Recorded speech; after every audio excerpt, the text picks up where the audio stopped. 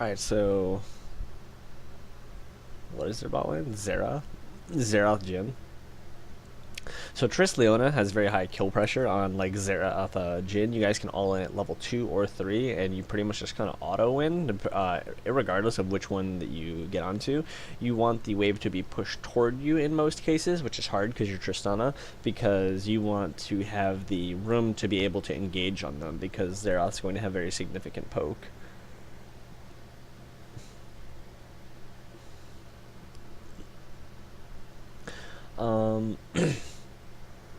Kayn can struggle against Shaco really early. He'll probably end up being blue Kayn into like their composition, which is really potent because they're all so squishy. Mid lane is definitely Ahri favored early, but Diana has kill pressure and can push up relatively safely post 6 because in a short trade she can bully Ahri and then disengage with her shield to protect her from most of the retaliation. And top lane being Nautilus, especially without Flash, is really interesting because he'll probably beat Fiora really early, but it's not going to be very long before Fiora is completely impossible for him to deal with. So Fiora could be like a really big problem in this game as it progresses. But you guys should have a lot of control over bot side because Leona Tristana has an extremely strong level 2 and level 3. And they have, and it wouldn't even matter which one of them you hit, either one of them would die. Like, basically guaranteed. You have a really strong front line in this game, and they don't have the greatest dive. So unless this Shaco gets super far ahead, it should be relatively easy for you to do extremely high damage in fights, because Ahri normally wants to skirt on the outskirts of a fight, and unless she gets super ahead and can kill you without landing skills, you're not going to have too many issues with her spells, because you have a meaningful front line in Leona, Nautilus, Diana. So you guys are going to want to play around bot side. You guys as a team composition, like your win condition is going to come through bot side. Because Nautilus, even if he gets ahead, will still lose to Fiora later in the game. And so it's not meaningful that he gets ahead.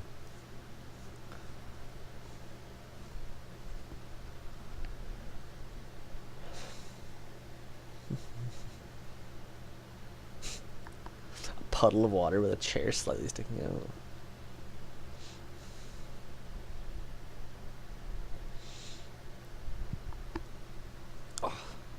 Get into it. Then it'll be 10 minutes in the loading screen. Somebody's gonna have a toaster for a computer, and I'm gonna have to wait for it. I'm gonna have to wait for it.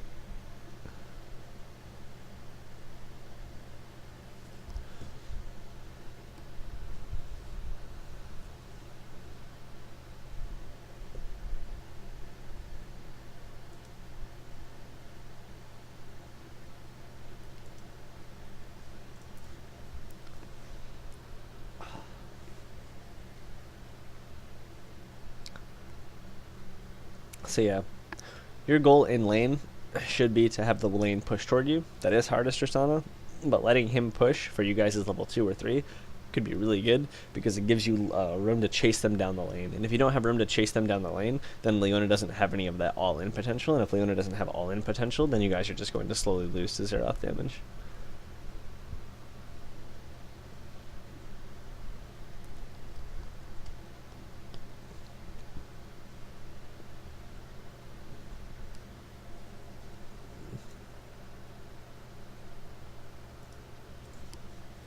Direct the camera to our Tristana.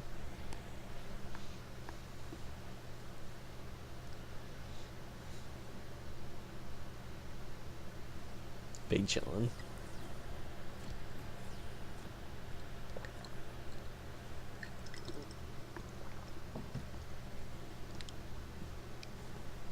It can be really important for whatever side Kayn starts on, for a ward to be in the river or on like a buff on the opposite side, so you can track Shaco, because Shaco has extremely high kill pressure early, especially with Ignite. And if he catches Kayn while Kayn is on a buff, those are the slower camps that Kayn kills, because it doesn't just get destroyed by the extra damage on his Q. Then that can set Shaco up to be able to pressure the entire map for an extended period, because Shaco shouldn't have very meaningful ganks in bot lane because you're relatively safe, and if he comes into Leona and he commits with Deceive, then you guys can actually turn on him and kill him a lot of the time. So it's actually risky for him to go to bot lane, because if he engages, then he can be the one to die. before their bot lane can necessarily follow up because they don't have tons of like hard CC. They have like a route through Jhin, and Xerath is unreliable.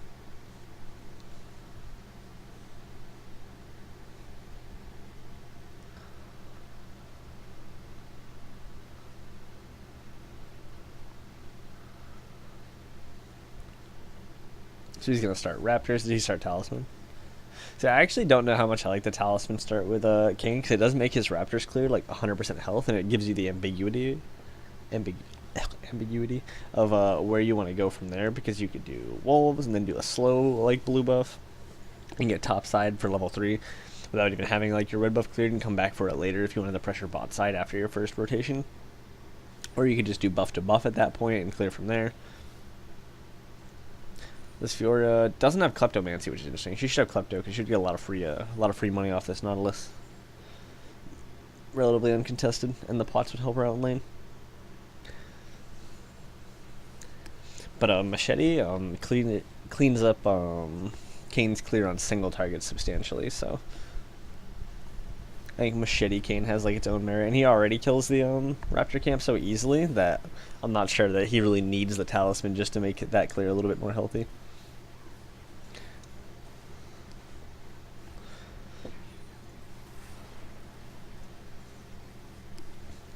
So this guy did his entire bottom side, which is very interesting. She still has flash. She can flash. Yeah. Alright, so she should be fine. You're nuts. Should I get it? He's going to have Deceive back up. If you knew where the Xerath was, then you might have been able to trade back there. If you'd been prepared for him being in the brush.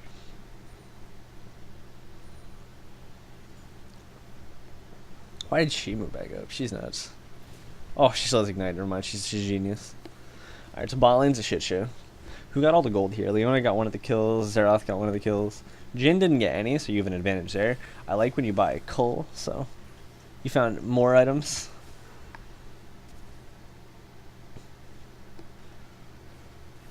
What are we looking at now? So yeah, Fiora is going to snowball in that lane forever. She's never going to not beat Nautilus. Yeah, you want to be building for lane as Zed, because his laning phase is already strong, and you want to be able to abuse that and then use that priority to get elsewhere without thinking about scaling too much.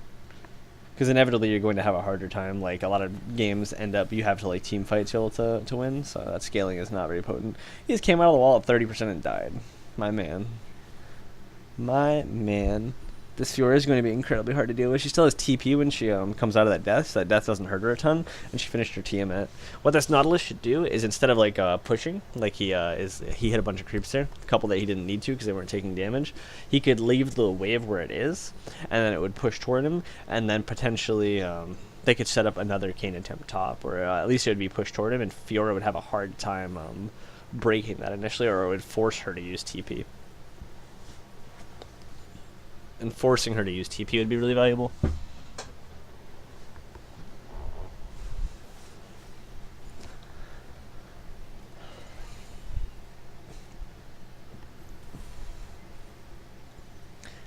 And as much as you can, it's really hard on Tristana because of her E passive, but you can let this Jhin kind of hit things, and you only hit things for last hits ever, and then if you have like an E rank up, you can actually hold on to the E rank up initially, so that you have the room to engage. Like, this is good because you guys have tons of room to engage on this guy here, so he should actually just die. Yeah, this is super free. You guys should be able to do this all the time. You let him push toward you, you go, it doesn't matter which one you hit. Even if Shaco comes, you can probably just kill Shaco too. Because if Shaco just comes in like too far ahead, then she can just use her like 3 seconds of CC on Shaco, and he'll be squishy enough that he can just die outright. He can get ran down the next time that he gets queued and she gets the movement speed.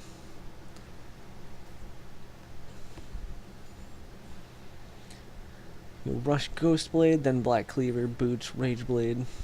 Fill out with crits at the very end. Some people do like crit at the end of the game because it does scale up your damage like extremely high, like single target DPS later in the game. Ghostblade I normally think of as like the best single item for those kinds of champions, Not for damage or anything like that, but because it gives you more opportunities that you might not get otherwise.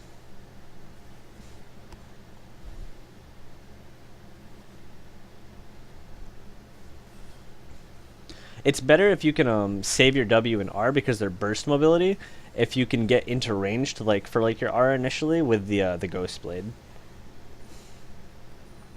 So if you can get in range with Ghost Blade, I would use Ghost Blade first before you do before you use your other skills. That's generally a little better. She actually still got him. She's dead, but because you get more versatility with the other ones. But I like Ghost Blade better. Yeah, so that makes more sense. You gotta go again. Peace, dude. If you get to stop in one of these times and you have a game you want me to go over, then hit me up, dude. It's all day. Have a good one. So they're actually both low on mana here. So as soon as you get back to lane, you guys should just brute force super hard. Literally brute force through their bot lane. They're going to be pushing toward you. This is a perfect spot for Leona. You're here. She should be moving up right now looking. She should be looking right. She should be forward. Go get that Jhin. This is actually so free. Even if Shaco were to come at that point, they wouldn't have the mana to trade back properly, and you would just come with an item advantage, so that would be the perfect time to fight. You might even be able to just get onto the edge of W range and just jump onto somebody's head and just force the fight to work, especially because you guys have all summoners up, so it wouldn't even be that dangerous necessarily.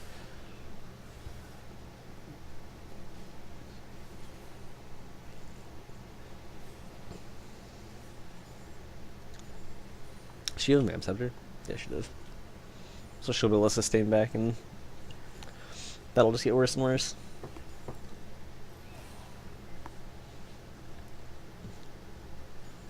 What's CS look like? Even in bot, slight advantage for RA. Nautilus has more CS than top, which is very interesting. Because Nautilus definitely shouldn't, and he built Haunting, guys. That's interesting, because Fiora will get to a point where she is not killable by this Nautilus just by virtue of levels, regardless of whether he builds a Haunting, guys, or not. Yeah, you can ask me PoE questions. I'm not playing League. I'm actually just watching.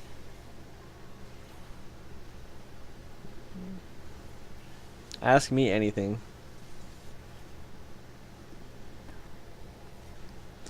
Or if you had a build that you want me to go over or something like that, that's good too. Jump! Get his ass.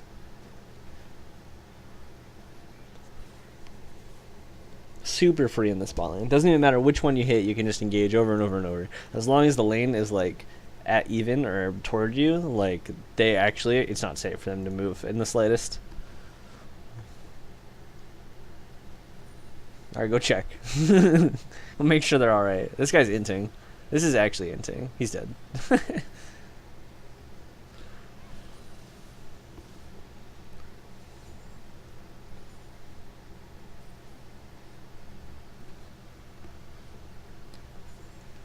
So Fiora is going to want to stay in a side lane for most of this game, and Shaco is going to want to split the map up so that he can be really impactful that way, because he doesn't want team fights or something like that. Whereas you guys are going to want to keep brute forcing down through the bot side of the map, because Tristana is really good at taking turrets. You want to get to your 3-item spike, and even your 2-item spike, and that's where all your power is going to come from. So this guy can just die again for free. He's just dead. Push his turret over, and then once this turret's over, you guys should swap to top side ideally, because you guys want to force Fiora out of that lane, and if she stays in that lane while you're in that lane, then you'll get to take the turret for free. And if she doesn't stay in that lane, then you just get the turret for free in all scenarios. If she stays, then she tries to hold off the wave. She is strung, but she can't fight you two, so it wouldn't matter. So you get the turret if she stays, and if she leaves, then you get the turret anyway. You've only made it to mapping a few times. So for white maps, generally, you can just transmute it, and as long as it's not an affix that you can't do, so whatever kind of reflect maybe, you just run it like that. You don't put any chisels into it or anything like that. You just transmute it and you go. And you pick up mostly jewelry and currency that drops on the ground, like 6 sockets and 6 sockets, currency, and jewelry, because jewelry doesn't take up many slots, and it's easy for jewelry to just sell, because there's lots of different kinds of jewelry that people need. You also can pick up a uniques. Picking up most stuff like boots, gloves, helmets, body armors are really bad. Most people don't care about rare body armors unless they're astral plates. So don't pick up most things. You can pick up really good bases of things. Like Slink is the highest for evasion and lion pelt, and then sorcerer's boots and gloves are good. Hubris circlet is the highest helmet. Vol regalia is the highest chest. People do use those. Astral plate for armor. Titan for gloves and boots. So you guys did come top. This is good. Their top lane is going to swap. Also, you guys got word here first, so you get more stuff. They're TPing in, but you guys are still stronger on this side. So you guys can actually, yeah, you should just kill him outright. You guys, oh, this is inting. You guys should kite back, and if you kite back here, you three can kill the Fiora really easily, and then you can work through the fight from there. But you jumping forward there is, you didn't die, but you probably could have saved the other two and killed the Fiora, because you're really powerful, and she can't do much about your damage.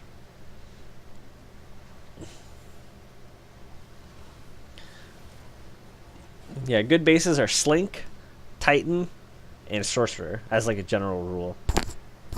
But for jewelry, if it has like life and some resist on it, it's probably sellable. If it has a big fizz roll, it's probably sellable. If it has elemental damage with attacks on a belt or rings, that's valuable. That's a rare affix that is very potent that people pay a lot for. On an amulet, multi is valuable.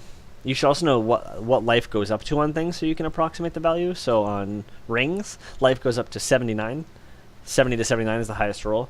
On amulets, it's 80 to 89. Boots and gloves are also 80 to 89. Aside from hybrid rolls. Armor can have hybrid rolls. And then helmets go like up over like 100.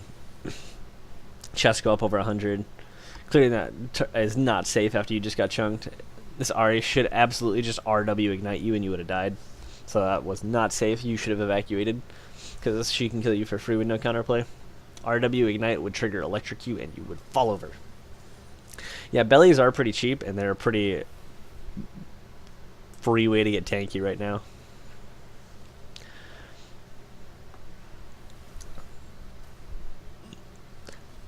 So just transmute your maps and go, and then make sure you get the completion, so you can get Atlas completion, which is important for low level maps especially. Some people do like shaped atlases where they shape certain maps and they set up their atlas for that without like a lot of knowledge of how that works or like how you set that up, because then you shape certain things so you can sextant them and so you only get those bases. Then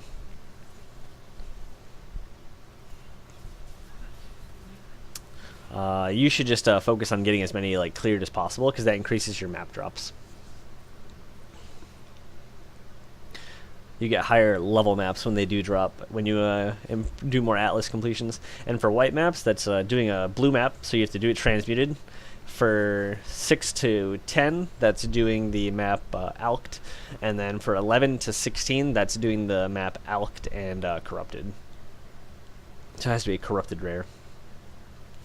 But for now, just worry about transmuting, and then if it doesn't have a mod that you can't do, so that's normally just like some kind of reflect, then just run at it from there.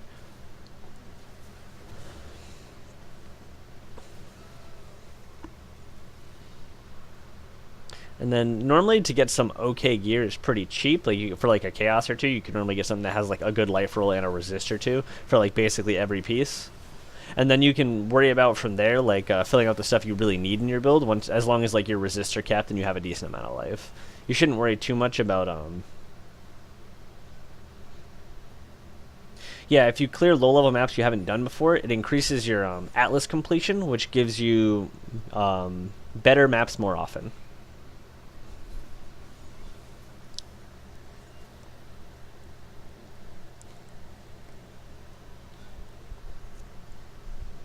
So for low level maps, transmute it if you haven't done it yet, and then make sure you get the Atlas completion for it so that you get the credit, which is worth doing at least once, especially for all the low level maps.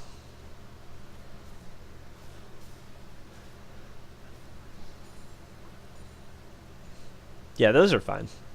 I was running around on my character at like 90 with like 70% of 2 of the resists for a while. But like 75% resists are really good. If you don't have overcapped, at low level maps you need about 105.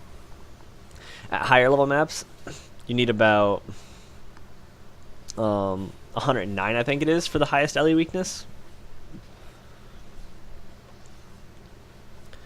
So if you don't have if you're not that overcapped, then watch out for LE weakness as a map mod, because it will be by far the highest damage mod that you can that you'll have to deal with. So this is good. You guys are getting all the outers. They just got Rift Herald, which you'll have to deal with at some point. Do you get this turret? I'll come back up here. Yeah, you should get the turret, right? You probably could have just hit this with the whiff here. You can get it still before Xerath gets up here, right? You still get this. Yeah, alright, that's free.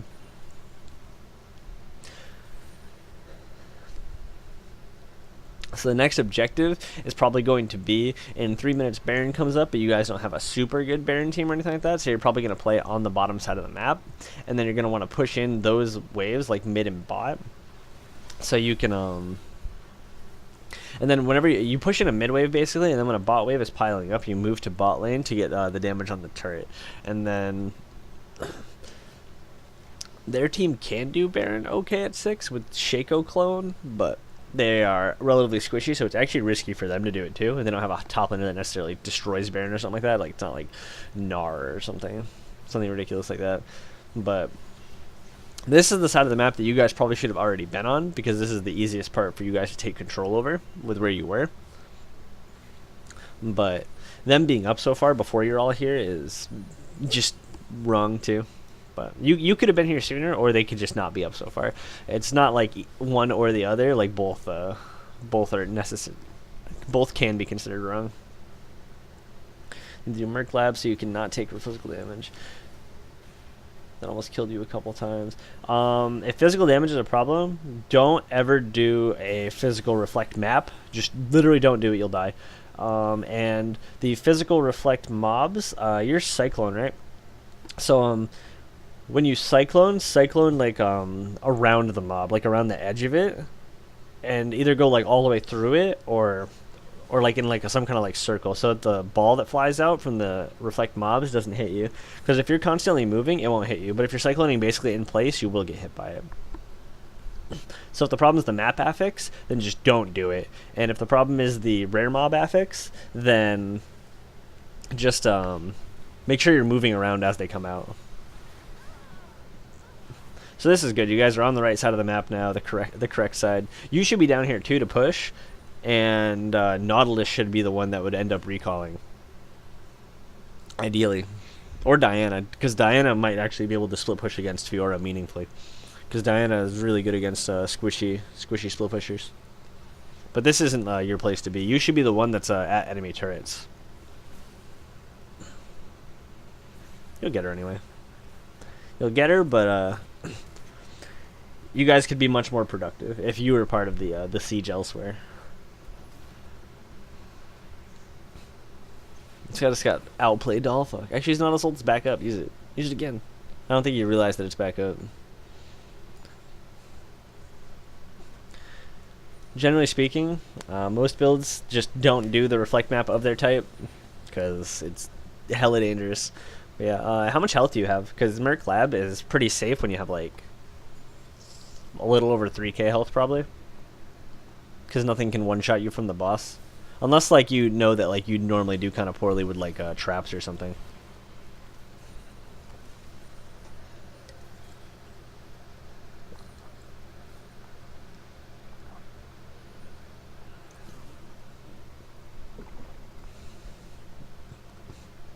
Yeah, so you're plenty tanky enough to do Merc Lab. As long as you're not super scared of traps.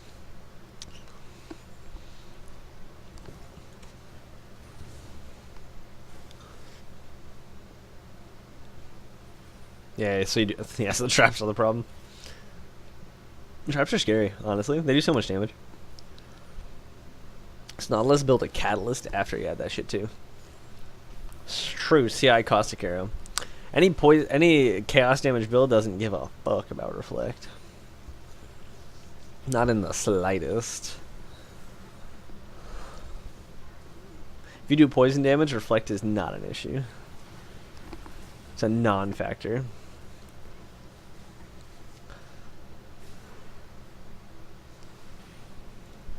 Chasing the fox. These people are crazy.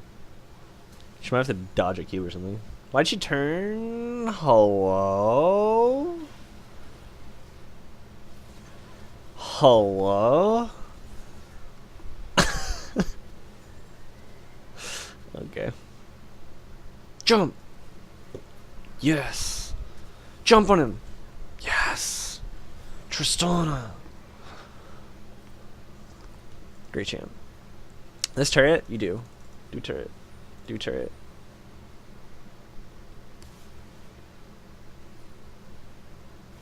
You guys shouldn't get low doing this Baron. You will be able to get it. This Jhin didn't recall. This Baron can actually be scary. Because Jhin could just W and ult, and he would have really... he actually might be able to kill like multiple of you at this if he just had a couple of good ult bullets. Especially since Fiora TP'd in for it too. So this would actually be like a really good scenario where if Jhin hadn't recalled, this would be like Jin's fault that you guys got Baron. Because you guys shouldn't have gotten Baron off of what happened.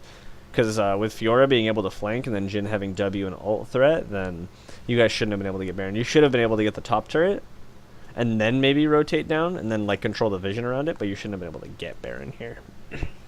Hi, Star.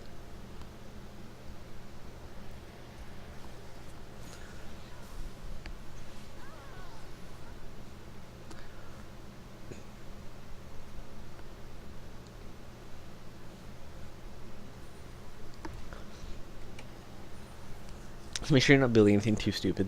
Alright, we got cannon. We did it. We have double attack speed, crit items, and an infinity edge. We did it. You building BT. I hate BT. I actually hate BT.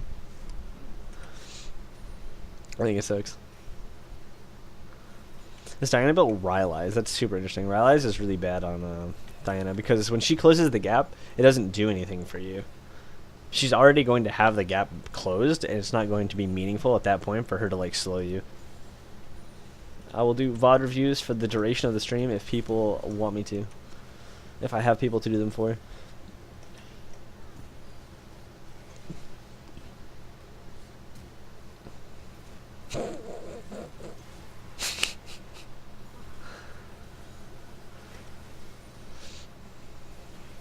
That's Guardian Angel. Oh yeah, Guardian Angel does build out of that.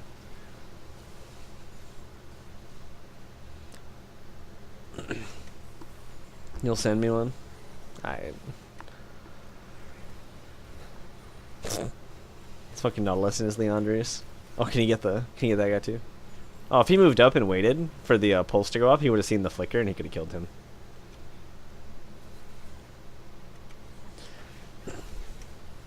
If you're gonna build Guardian Angel, you should always build the stopwatch before you finish the Guardian Angel. So like actually instead of like a BF sword here, a stopwatch is normally more valuable because getting one use out of the stopwatch is extremely potent in like a fight, and then the next fight you'll normally have the Guardian Angel. So it's basically he just missed his dash. Why did she just W? I think she's trolling. Oh, she got it with flash. Run up bot lane. Go here. Use this wave. Use this wave. Look at it. Look at it. Alright. Alright. Push in mid, then go bot. Collapse on Xerath. Push this up through the jungle. Kill him. Go. Go. Go. It's not gonna happen. It's so not happening. This wave is so pretty. Look at it. Go bot lane after. Yes. Yes. I'm surprised Xerath didn't clear that wave. He wasn't like that big of a risk. Like he can safely Q from that range. You have to download it from your match history, and then you can send me the file. Or you could play a fresh game, and I could look at that. But like I'm spectating this one. Jump.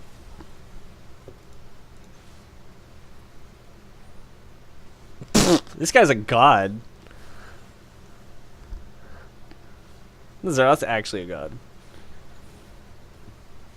You should jump first, and then flash as a reaction to things. Because you had your jump available that whole time. You could jump away, and then if you need to dodge something from there, you can flash it, which is easier. Also, locking yourself into the W animation, when he has like a W that he's an ultimate that he's about to fire is scary.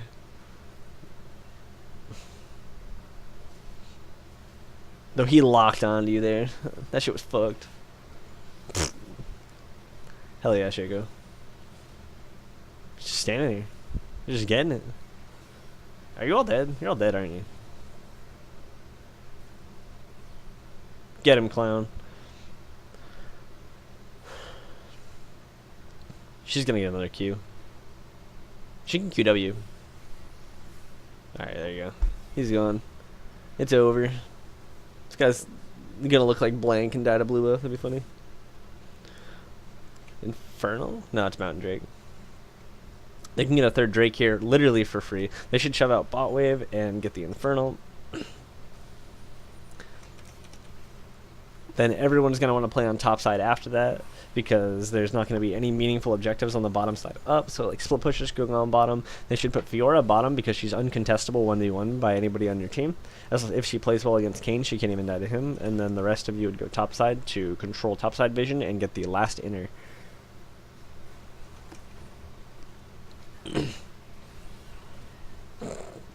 That was so poorly played by her. Jesus Christ. Jesus. Oh god, he's flying so fast. Look at him go. He just missed half a shit. Slice him anyway. Sliced. You threw. Oh god, I can't wait then. You're still at 7,000 gold up where I am. I can't wait. Alright, so you're inting. You're up here really far. Alone.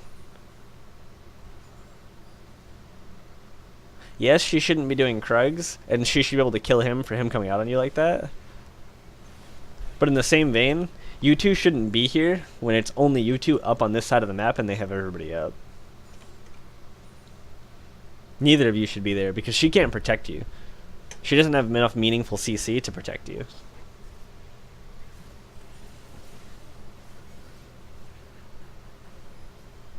Ooh. Ooh. Alright, so Leona's dead too. Baron's up in 30. They could actually just go park themselves on top of Baron and wait for the spawn.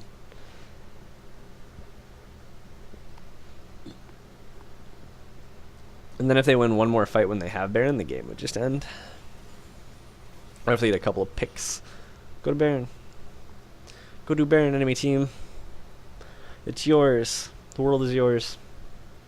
Oh wait, maybe this is even better. Maybe you guys die trying to defend the Baron in like a 2v5, and then like you guys just keep dying 2v5 until you lose.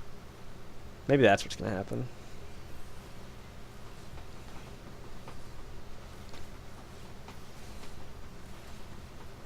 Alright, here comes the 3v5. Let's get it.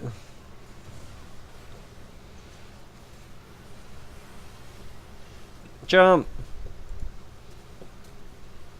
Alright, use your jump early.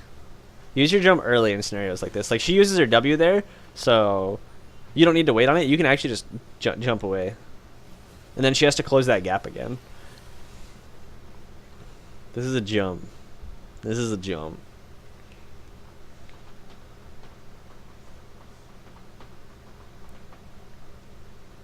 And then if she closes the gap to you after your jump, like how she flashed there, then you ult. Because she already used her W too. So you make her expend her resources for yours, but you jump so late that she doesn't have to spend anything to counter it. Whereas if you jump during her W, she can't respond. She already used her W, so then you're safe to ult as soon as she tries to close the gap afterward.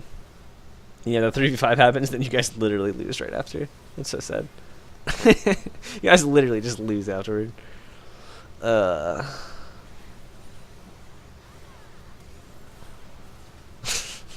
What a tragedy. What a tragedy.